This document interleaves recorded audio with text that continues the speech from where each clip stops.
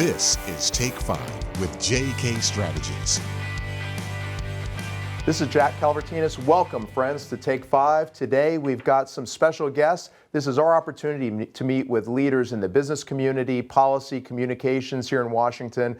Today, we have a special opportunity to be with the CEO and his key members of the Construction Industry Roundtable to talk about Construction Industry Week.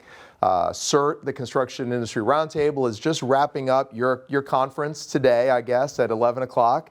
And we're right on the eve of Construction Safety Week, which begins next week. I want to welcome Charlie Bacon, CEO of Limbach Holdings, Ken Aldridge, Chairman of Aldridge Electric, Peter Emmons, CEO of Structural Technologies, and Mark Casso, CEO and President of the Construction Industry Roundtable. Mark, of special note, I know the Construction Industry Roundtable knows the Willard here very well after so many years of participating in conferences here. Indeed, we've had some wonderful spring events here and had great attendance. In fact, we met here even during the heart of COVID, and we have fond memories of those events.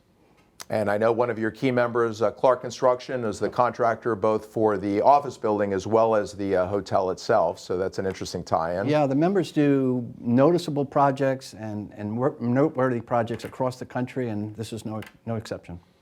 So I guess let's just get started since this was your final day of the conference. Yeah. How was your annual conference here in Washington? Fantastic. We had a great turnout. We've covered important events and issues for the industry, one of which was safety and the whole matter of safety, including health concerns and mental health concerns.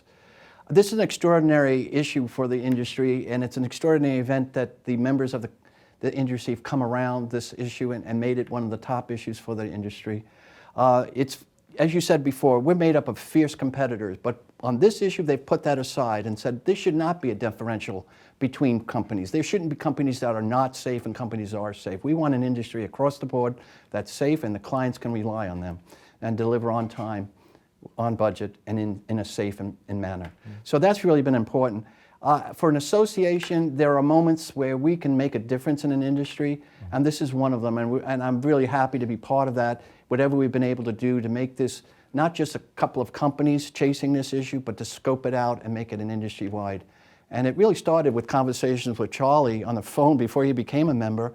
Maybe you can relate to the initiative. I remember that phone call, Mark, and I said, I'll join your association if you let me do a panel on safety. Yes. And you said, sure. Yeah, I did. And at that point in my journey with safety, I realized safety can't be a priority in a business. It needs to be cultural. And so we did the panel.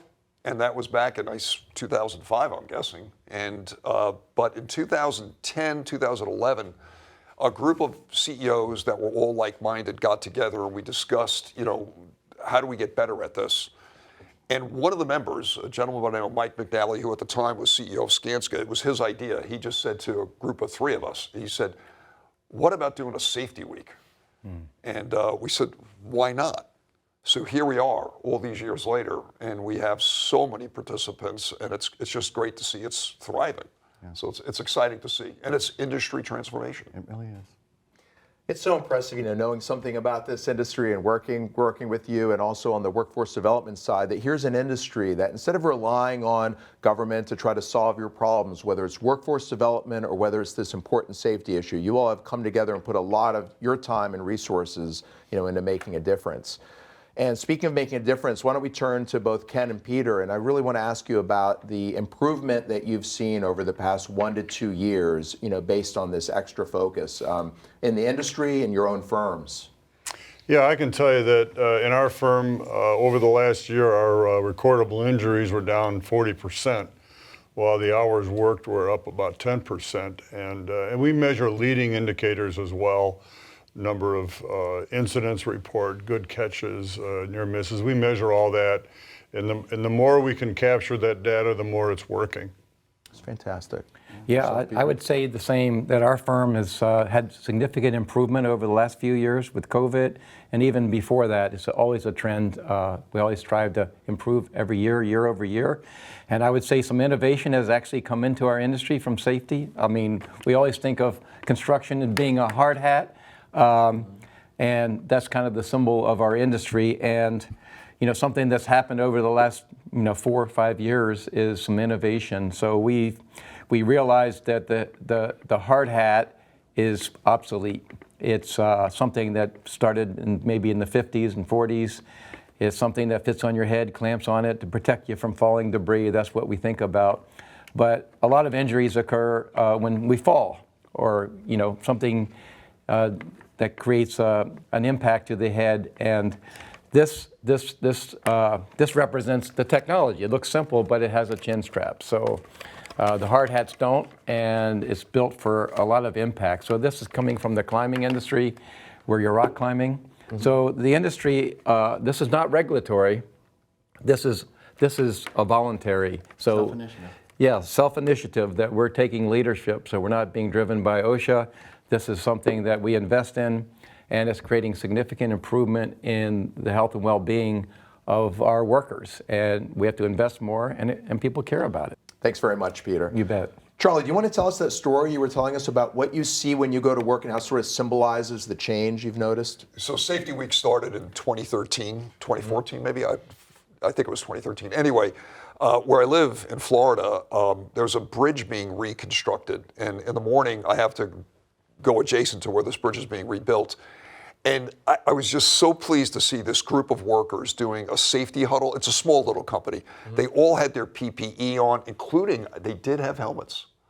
To me, that's an indication this is being impactful. So that's a small contractor. We're big contractors. And to see the small contractors adopting this, we're accomplishing this mission. It's really exciting to see. That's great.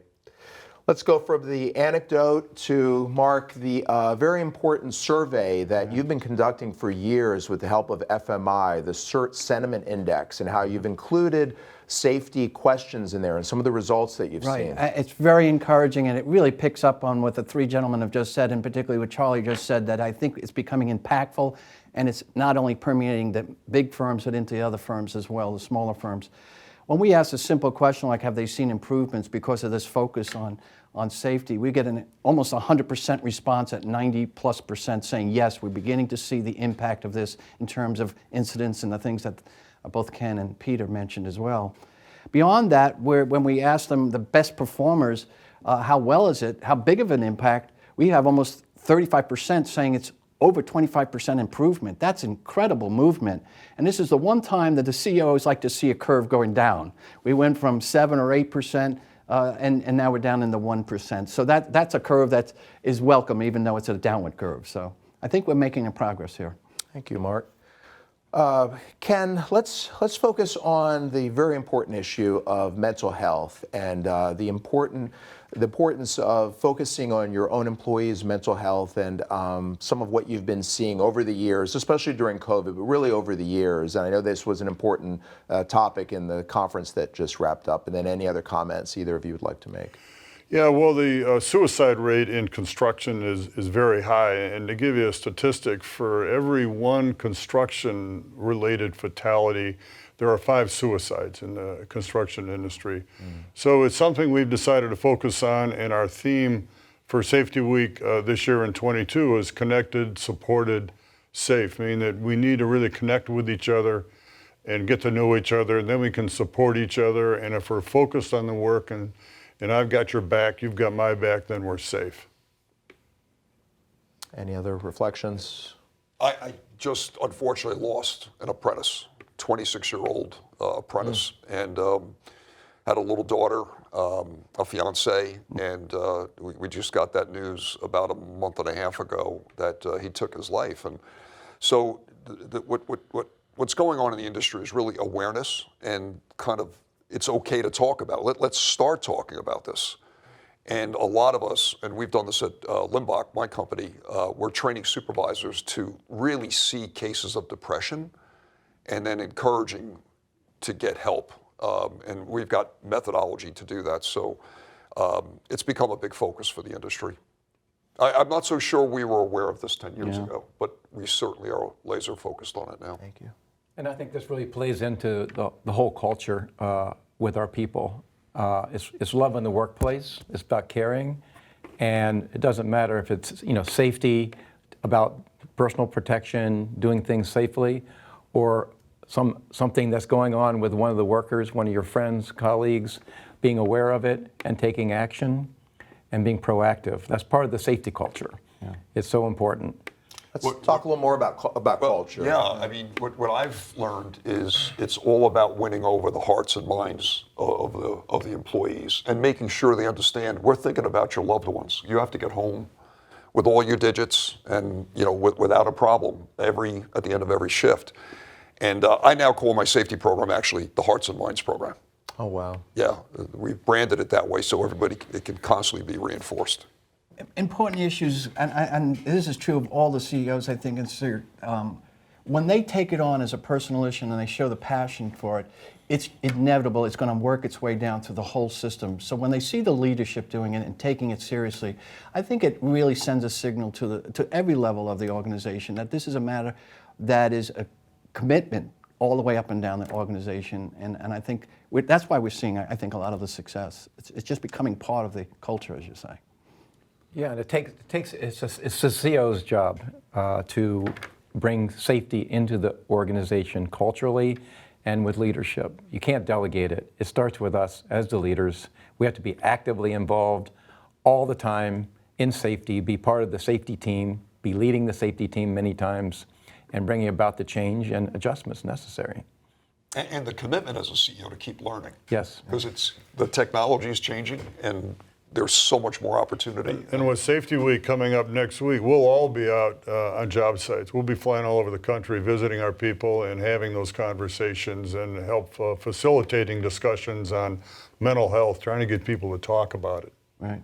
That's one of the reasons we brought it into the conference. I think if we could be helpful as an association, is to scale this, to make the firms know that they're not alone in this. This is an issue not to be afraid to talk about. There are consequences, and we can do this together as an industry. And that's what we're trying to do by even having it as a conference session.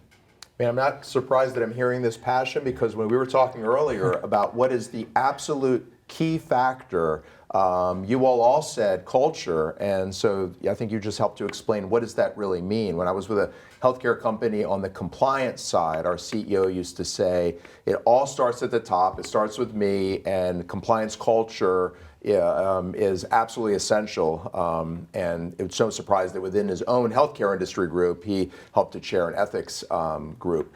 So let me just finish, because this has been an incredible discussion. I just want to finish with this question. What does success look like for you all? You've now said there are things that are being done that weren't being done 10 years ago, and the changes that you've seen in the last couple of years. What does success look for you, Charlie? Creating not only a safety culture, but a learning culture. Because you're, like, as I just said, the CEOs have to learn, but the entire organization has to keep learning. Incidents do happen, unfortunately, and what can we learn from them so it doesn't get repeated again? And I would say that every person that works for us feels like they can, if they see something unsafe on the job, they can say stop. And they'll have that confidence to know that we'll have their back if we stop work. Fantastic. Yeah, and success is always improving, as Charlie said. It's never ending. We look at pictures from 2 years ago and we say, my God, that's not what we're doing today in our practice. So we keep obsoleting everything that we're doing because we keep learning, and that's success.